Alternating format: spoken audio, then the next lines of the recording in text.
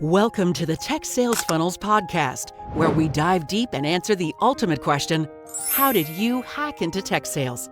Each week, we bring you inspiring stories, proven strategies, and insider tips from top performers who've cracked the code to break into tech sales and thrive. Whether you're just starting out, making a career pivot, or ready to level up, this is your go-to space for actionable advice and real-world success stories. Let's crack the code together, because hacking into tech sales isn't just a dream, it's your next move. Now with your host, the founder of Tech Sales Funnels and the tech sales hacker himself, Dayvisson DaSilva. Well, all right. Welcome, everyone, to the Tech Sales Funnels podcast. This is Dayvisson DaSilva, the tech sales hacker, your host. Today, I have a very special guest, Sam Owens. First time I saw Sam, I was on LinkedIn probably years ago. I love his posts. I love his content. He's a mix of little bit nerdy, super smart, but super funny, and his insights are on spot. And he's the author of "I Hate Job Interviews," which, by the way, I love the topic. He says, "Stop stressing." Let me read here. Start performing and get the job you want. Welcome, Sam, to the podcast. Thanks, Dayvisson. Good to be here. Good to talk to a Brasileiro. I love Brazil. I know. We have so many commonalities, right? Before we do. Yeah. So it's speak Portuguese. We went to the same college. What else? Right. It's same amount of kids. 4 kids. We do have a lot of things in common. Yeah. Yeah, a lot. Communication degree and all that. So I'm super excited to have you here. Yeah. I actually, when I started this podcast, I made a list of a bunch of people, and I'm like, you were on the top, by the way. Oh, good. Well, I'm glad we got to do this then. That's great. So today, it's all about interviews, and I'm interviewing you, but I want to be super conversational. In fact, I want to start at a very, very high level. Like, let's forget, I know you're a CMO, you are an author, you have your own coaching that you teach people how to better interview. But let's take all this stuff on the side. And who's Sam? Let's a very high level, so people from the listeners here can understand who you are. Yeah, grew up in California, born and raised. I went to school, 4 different schools for college.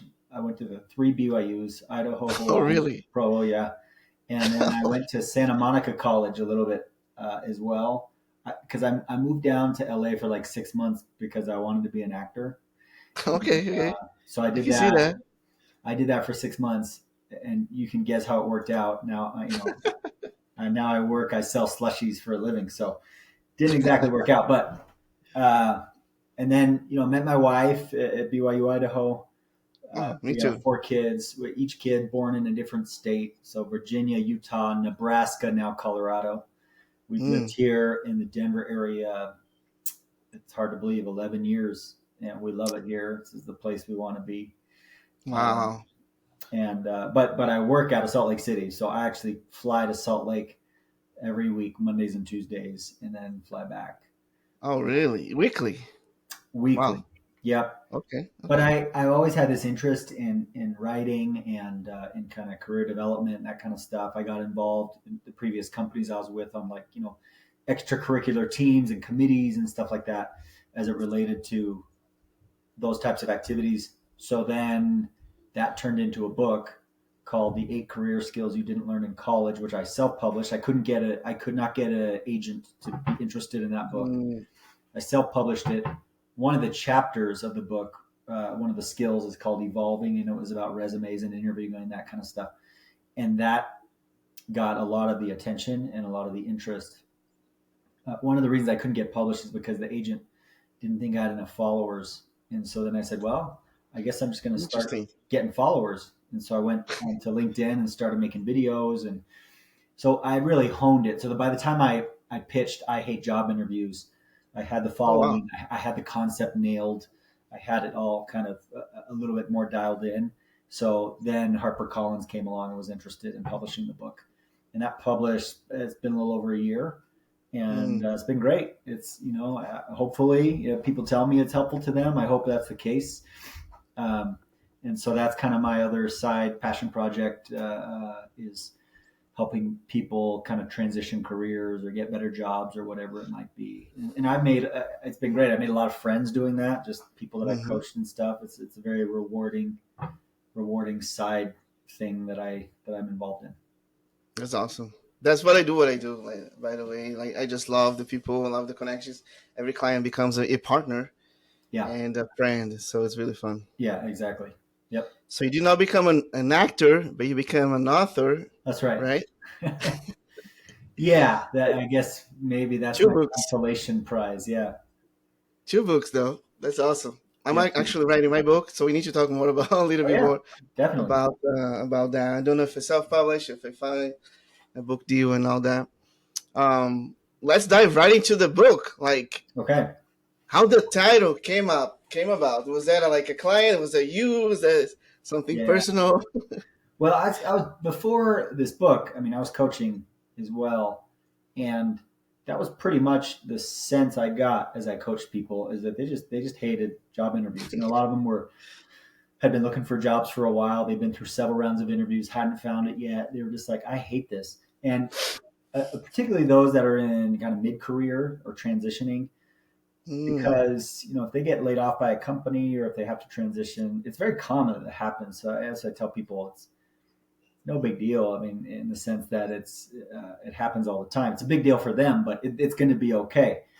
And but they're just frustrated. It's almost like going through a divorce, and it's like, I didn't think I'd be in this position in this phase of my life, and now I have to go back. How am I supposed to date again? I can't go back to like the clubs or college or something like that. It's like a totally different situation. And that's kind of how people feel when mid-career they got to go find another job. And so the title was like, I hate job interviews, because I felt like the reader could be able to immediately relate to what that book is all about. And so that's kind of, and I needed to be catchy enough to where a publisher would be like, yeah, that's kind of interesting. That could sell, 100%. Like, the title is amazing. It's like, and also I like the stick note though, right on the front, because that's kind of the promises right there. There's basically 3 big promises, right? Which that's the biggest worries of people, like the stress. Do I have to prove myself again? Like in the case of transition. I wanted people to feel like by reading the book the same way, or like working with me, that like after the going through the process, that they actually love job interviewing because they feel confident at it. They've learned the techniques, they've practiced, and they feel really good about it. And that's the goal anyway. That's what Interesting. I hope. So on the end of your course, do they have a testimony and say, I love job interviews? I wish. I have been pleased by some of the reviews on Amazon. Of course, like the first 25 reviews, I could tell who it is. Like all my friends, like text, they go buy this book and then write a review. But now I'm at 79 reviews. A lot of them I don't know, and they're coming through, and it's pretty cool and gratifying to see that they're saying, hey, this book actually got me ready for the job interview, and I appreciate it and stuff. So that's been rewarding to see that, Nice. I'm excited to read your book. I have not read yet. I hate job interviews. I have coached people for almost 20 years since college to get jobs and transition, and to rebound, to do all that. And I have the same sense that in general people don't like it. It's almost like they're being it's like almost taking a test and then failing, or feeling like they're failing. That's right. Yeah, that's how they feel. Very, very, very intriguing. So okay, so is that okay if we talk a little bit more about the book? Like, let's talk about it. So let's go. Like, so the promise: stop stressing, start performing, get the job you want. I'm pretty sure that I listened to some of your videos on YouTube before this interview. Yeah. And tell us a little bit more about the book, and then like the how people can go about it. Yeah, I should say, one of the reasons I chose job interviews, there's a lot of topics you could choose, networking or resumes. One of the reasons I chose job interviews as a specific topic, and one of the reasons people hate job interviews is that there's really no, like, AI can't really save you, for example. And it's like AI can help you with the resume, and AI can help you like think through questions and stuff. But I don't see a world anytime in the future where people are going to say, no, we don't, we'll hire you without having an hour-long conversation with you face to face. I think employers are going to want to have a conversation with people face to face, and AI can only do so much, right? Yep. It's still you answering, telling your story. AI really won't do anything for you in that hour. You have to put in the preparation yourself, and it has to be you that does it. And so I think it's a very evergreen territory. It's very rich territory, and causes a lot of anxiety, right? Because the other component about job interviewing, here's one way to think about it, Dayvisson. If you, let's suppose you're married, but let's suppose you're not married, okay, anymore, or you go back to, before you met your spouse. If you, let's say tomorrow you're like a young man, but tomorrow you're going to meet the person, your spouse, the person you're going to spend the rest of your life with and eternity with, right? Mm-hmm. You're going to meet that person. But here's the thing. This person has no idea who you are, doesn't know anything about you. And that, even further, you only get an hour to spend with that person. You have 1 hour to talk to that person.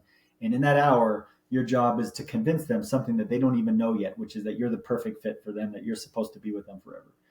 And so the question is, how would you prepare for that hour? My guess is you wouldn't watch Netflix the night before. You wouldn't, if you're a student, you'd probably skip school, even stop studying for the accounting final, do all those things, right? Because that hour is so important because it affects the rest of your life. Well, interviews, they're not as important as like your spouse, but careers are important.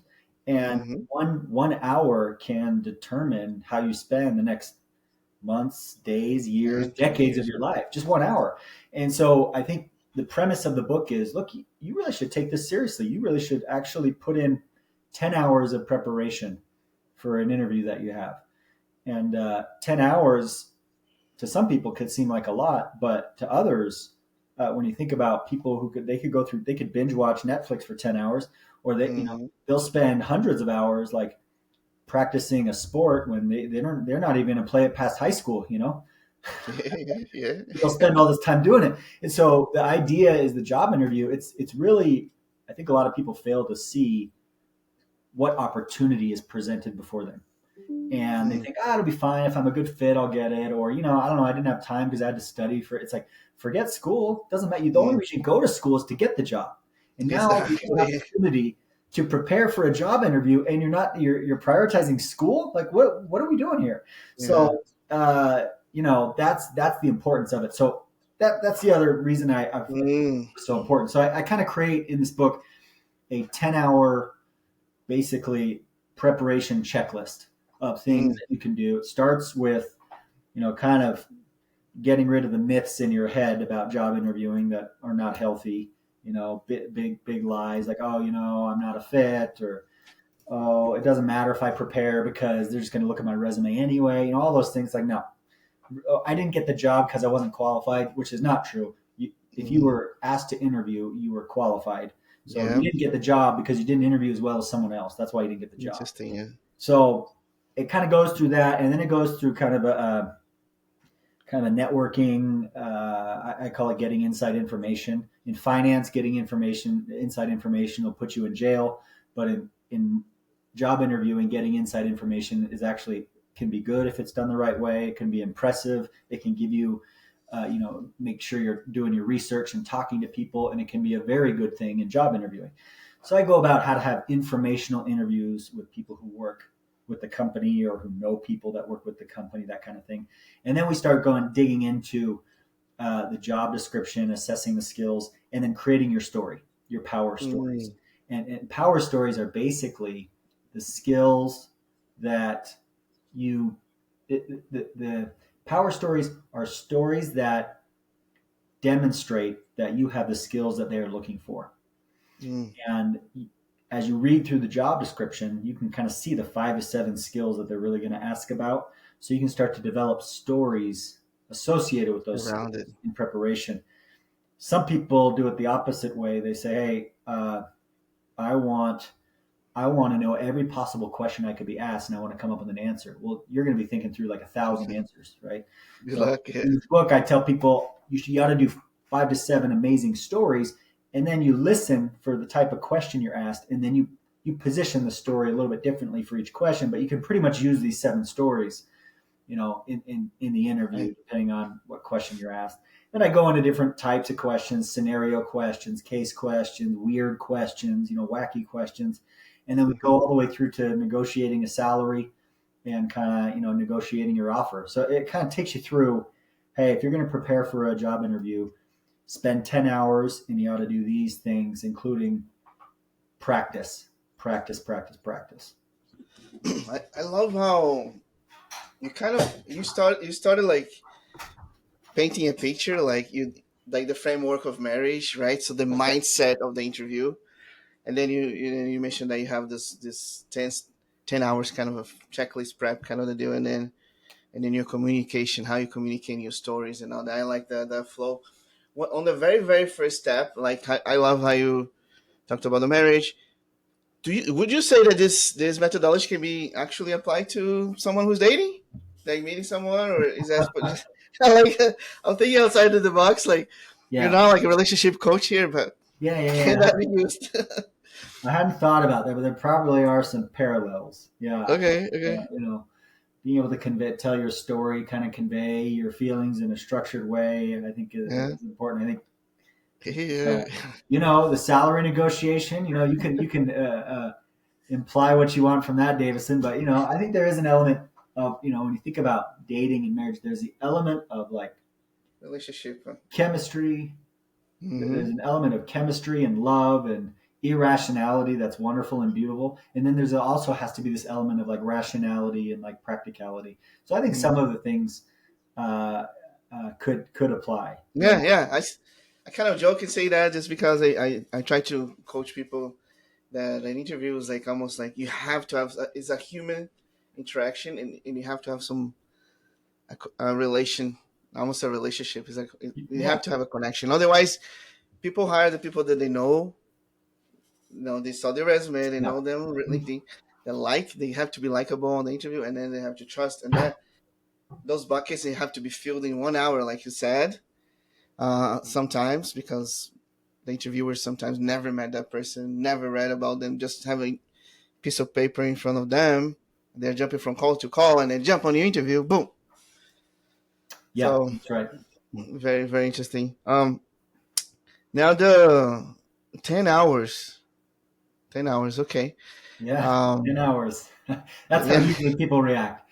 I say right. 10 hours, they go It's, 10 hours. it's Okay, what I'm all saying, right. like, how do you structure those? Like, all right, so I got an interview tomorrow, I got 10 hours, or have an interview Friday. Is that an order for that, or is just like Yeah. a process that they have to follow? Yeah, I kind of, I typically say 3 hours of like preparation, which is, talking to people about the company, reading about the company, that kind of stuff. AI is helping a lot these days, right? Yeah, What used to take like hours, now you can do a prompt and then you can do right it you pretty have the quick. Yeah. Yeah. I think the one thing that's critical is talking to people. A lot of people just want to do their research only online, mm, but talking to people and reaching out on LinkedIn. Hey, do you have 15 minutes? I've applied for this job. I have an interview coming up. We'd just love to get your thoughts. Very useful. Not only because you learn things that Chat GPT or whatever other source is not going to tell you. You'll learn really what's happening at the company, and if you have an impressive conversation, you also now have a potential advocate, even if they don't have anything to do with the hiring decision. Someone might see him and say, "Hey, I heard you talk to Davison. How was yeah. it?" Oh yeah, he called. Yeah, it was good. A really impressive conversation. Really good. He's really interested. Just those little hallway conversations matter. Uh, so 3 hours of preparation, 3 hours of crafting your stories and your Mm, kind of your answers to some questions, right? Okay, I think based on all my research, I think they're going to ask something about leadership. So here's kind of my preferred couple leadership stories. Here's how I want to tell mm, them. I'm going to put them into these frameworks. and then 4 hours. This is the part everyone skips, Davison. Everyone, 4 hours of practice. Oh yeah, that's what I heard you do. Four I don't hours like of practice. practicing. I like. Yeah, and you get away with three, but by that I mean you are, practicing in front of the mirror to Uh-huh. yourself. You're Yeah. practicing, in front of someone else. I remember when my last big job interview I had, on my commute home from my other job, I would just practice in the car and just speak it out Mm. loud in the car. And the reason for that is we think we got it under control in our minds and it's going to sound great when it comes out, but that's almost never the case. And so practicing out loud helps you to say, "Oh, I didn't like how that sounded. That sounded weird. That was a weird transition." And when you do that, you say, "I don't want that to sound like that in the real interview." And so you fix it before the interview. So by the time you get to the interview, you're ready. Okay. I love that it's all based on things that you can control, right? It's all based on. It's not based on some weird, Right. AI tool or it's things that everybody can do it, right? Anybody can do Uh, it. Being a good interviewer really is in people's control. It really is. so you think the majority of people skip that last step, the Oh four yeah, hours of practicing? yeah, because it's the most painful step.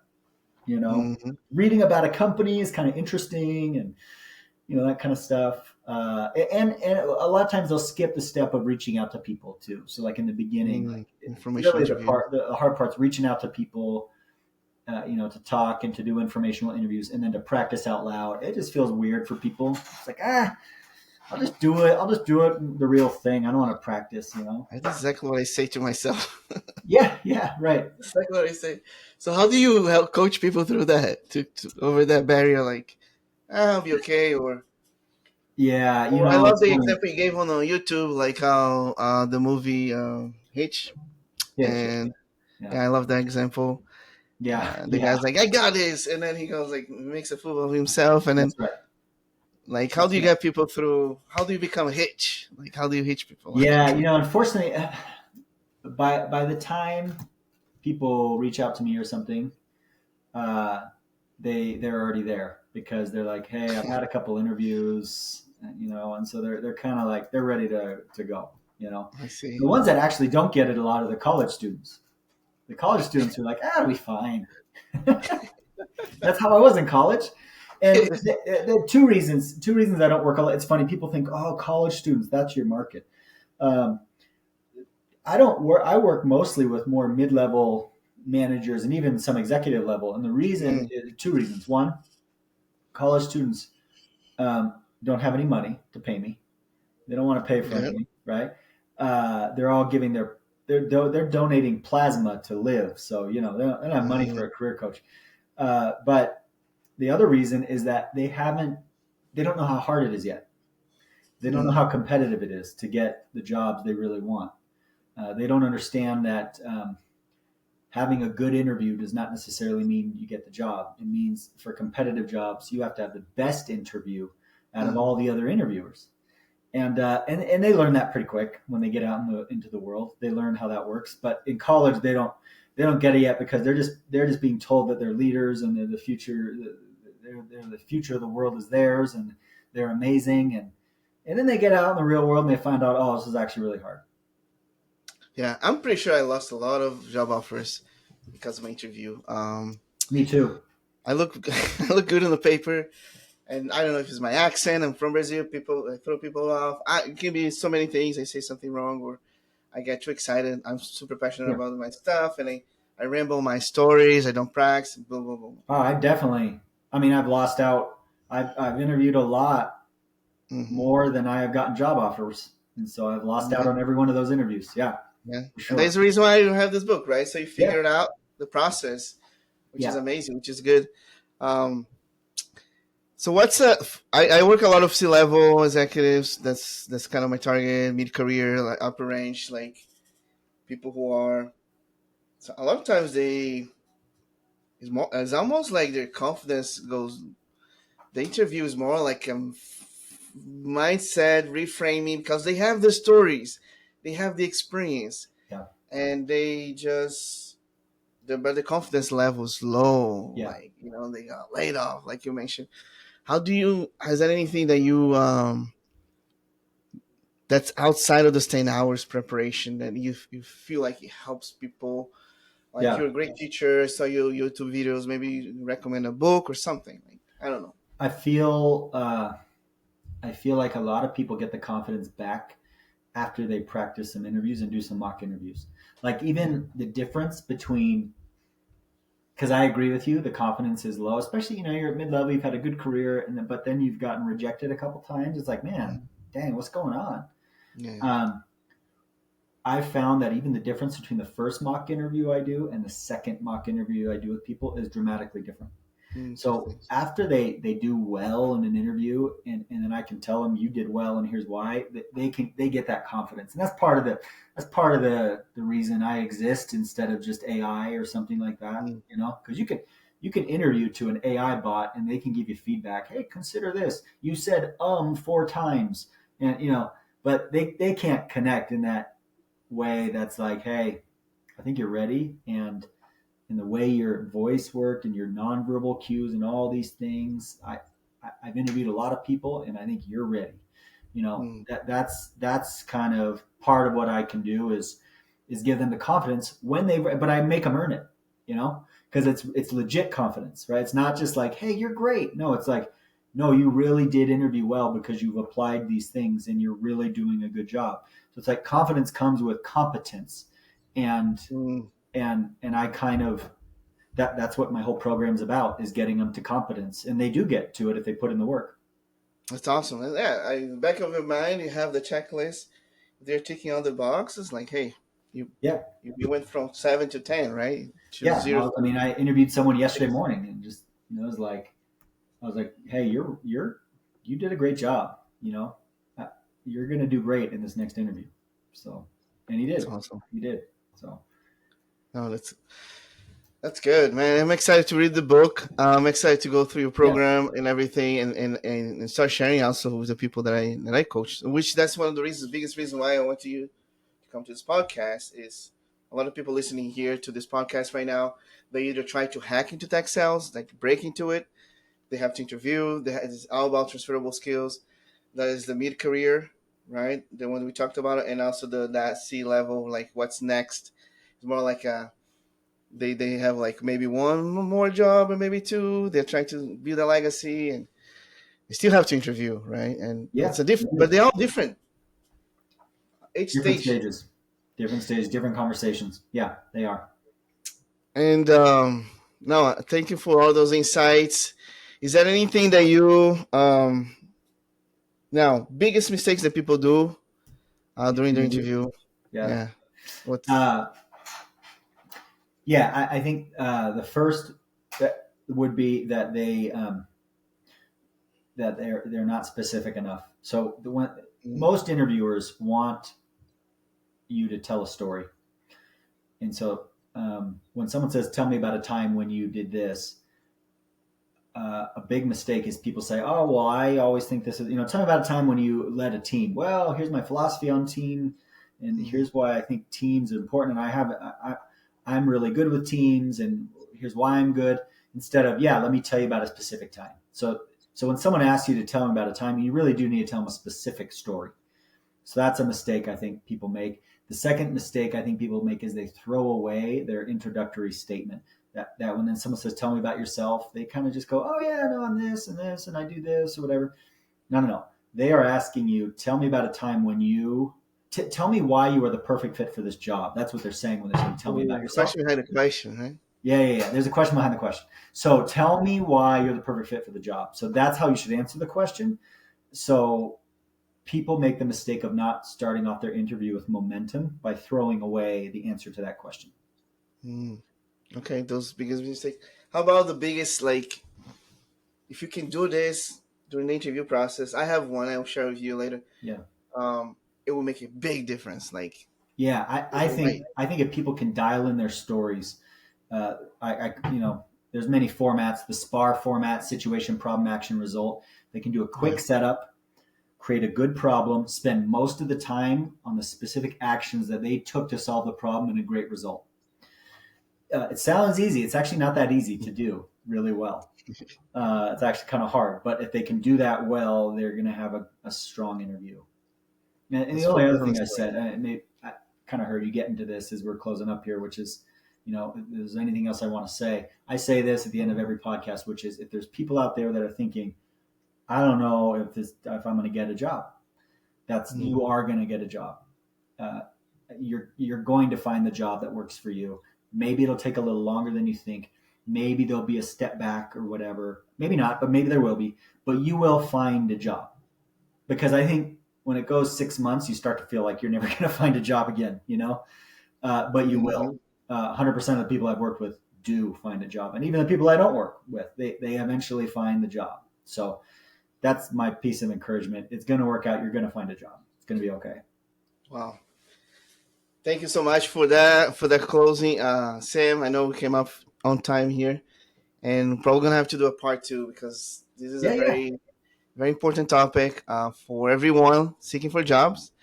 How do people connect with you? How do they get involved on your stuff? LinkedIn is the easiest way. Just connect me on LinkedIn or sam@samscareertalk.com. My website's Sam's Career Talk, but sam@samscareertalk.com is my email. Awesome. Thank you so much. Thanks, Dayvisson, for the interview today. Thank you. Yeah, appreciate it. Thanks for tuning in to the Tech Sales Funnels podcast, where we crack the code and uncover the strategies to break into tech sales. If you found value in today's episode, don't forget to subscribe, leave a review, and share it with someone who's ready to hack their way into this exciting career. Remember, hacking into tech sales isn't just a goal, it's a mission. Let's keep hacking, learning, and winning together. Catch you next time.